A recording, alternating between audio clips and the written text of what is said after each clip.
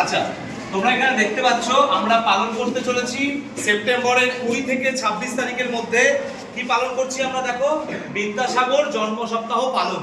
বিদ্যাসাগরের 205তম জন্মদিবস উপলক্ষে আমরা এই সপ্তাহটা পালন করছি। কবে থেকে? 20 থেকে 26 সেপ্টেম্বর। এই ঈশ্বরচন্দ্র বিদ্যাসাগরের কথা তোমরা বই অনেক জায়গায় পড়েছো, বিভিন্ন আমাদের পাঠ্য বইয়ে, ইতিহাস বইয়ে, বিজ্ঞান বইয়ে ওনার কথা লেখা আছে। তার বিভিন্ন রকম সমাজের প্রতি অবদান, সেই অবদানগুলোকে আমরা এই ছোট্ট প্রদর্শনীর মাধ্যমে তুলে ধরছি, যেটা আমাদের স্কুলের 5 to 8 এর বাচ্চারা নিজেদের মতো করে নিজেদের যেটুকু সামর্থ্য আছে সেই অনুযায়ী ছবি এঁকেছে এবং সুন্দরভাবে তাদের লেখাগুলো লিখেছে। আজকে আমরা একটু জেনে নিই এই বিদ্যাসাগর সম্বন্ধে, যেগুলো আমরা এই বোর্ডে ফুটিয়ে তুলেছি। দেখতেই পাচ্ছ কতগুলো বিষয় আছে, যেমন দেখো বহু বিবাহ নিবারণ। একজন পুরুষের সাথে বহু নারীর বিয়ে হতো আগে, সেই প্রথাকে বন্ধ করেছেন ঈশ্বরচন্দ্র বিদ্যাসাগর। এছাড়া দেখো বাল্য বিবাহের বিরোধিতা। অল্প বয়সে, এই যে তোমরা 5 to 8 এই যে দেখছো, এই বয়সে আগেকার দিনে কি হয়ে যেত? বিবাহ দিয়ে দেওয়া হতো। সেই বিবাহকে বন্ধ করে ছেলে মেয়েদের শিক্ষার ব্যবস্থা করেছেন। তার লেখা বই আমরা সবাই ছোটবেলায় পড়েছি। দেখো কি নাম? বর্ণ পরিচয়। আমরা সবাই লিখেছি বর্ণ পরিচয় কথা, তাই না? সেই স্বরবর্ণগুলোকে আমরা বোর্ডে লিখে দিয়েছি, যাতে তোমরা একটু জাস্ট তার ওই স্মৃতিটাকে তুলে ধরার জন্য। এছাড়া সংস্কৃত শিক্ষা এবং সব থেকে বড় জিনিস দেখো, বিধবা বিবাহ। একসময় আমাদের সমাজে কি ছিল? যে সতীদাহ প্রথা ছিল, যেটা রাজা রামমোহন রায় বন্ধ করেছিলেন। কি করা হতো সেখানে? দেখা যেত যে একজন বয়স্ক ভদ্রলোকের সাথে বা বয়স্ক বৃদ্ধের সাথে একটা অল্প বয়সী মেয়ের বিয়ে দেওয়া হতো। সেই অবস্থাতে যদি বয়স্ক লোকটা মারা যেত, তাহলে সেই অল্প বয়সী মেয়েটিকেও চিতায় তুলে দেওয়া হতো এবং মেরে ফেলা হতো, অর্থাৎ আগুনে পুড়িয়ে দেওয়া হতো। সেটা বন্ধ তো করা হলো, কিন্তু বিধবার সংখ্যা বেড়ে গেল এবং অল্প বয়সে বিবাহ দেওয়ার কারণে অনেক বিধবা অল্প বয়সেই তারা কিন্তু যা চাহিদা সেগুলো সব অপূর্ণ থেকে গেল। সেই জন্য তিনি কি করেছিলেন? এই বিধবাদের বিবাহের আবার পুনরায় ব্যবস্থা করেছিলেন। এছাড়াও তিনি দেখো নারী শিক্ষার প্রসার করেছিলেন, অর্থাৎ নারীদের শিক্ষা। এই যে এখন দেখতে পাও, এই যে এত রকমের আমাদের বিভিন্ন রকম প্রকল্পগুলো চলে, মেয়েদের পড়াশোনার উপর জোর দেওয়া হয়। একটা সময় ছিল যে সমাজে কিন্তু এই নারীদের শিক্ষার উপর জোর দেওয়া হতো না। নারী মানেই শুধুমাত্র ভোগ করার জিনিস, নারী মানেই শুধুই সাংসারিক কাজ করার জিনিস, আর কোনো কাজে তারা করবে না। কিন্তু তাদের শিক্ষার ব্যবস্থাও করেছিলেন এই পণ্ডিত ঈশ্বরচন্দ্র বিদ্যাসাগর।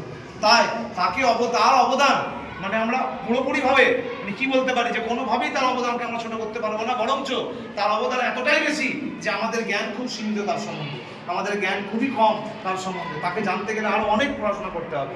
সেই পড়াশোনার জন্যই তার একটা প্রাথমিক ধাপ হিসাবে আজকের এই এক্সিবিশন। তোমরা এবার নিজেদের মতো করে এই ছোট ছোট ভাই বোনগুলো লিখেছে, সে লেখাগুলো একটু পড়বে আর দেখবে, ঠিক আছে?